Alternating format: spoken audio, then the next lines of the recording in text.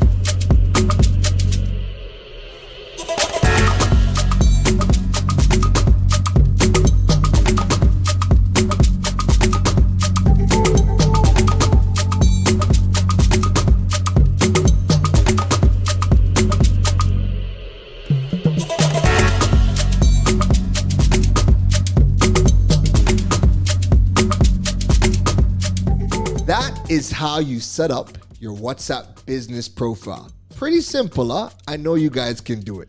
So that's it for us in this edition of Digital Hacks brought to you by Flow Business. I can't wait to see you guys in the next episode.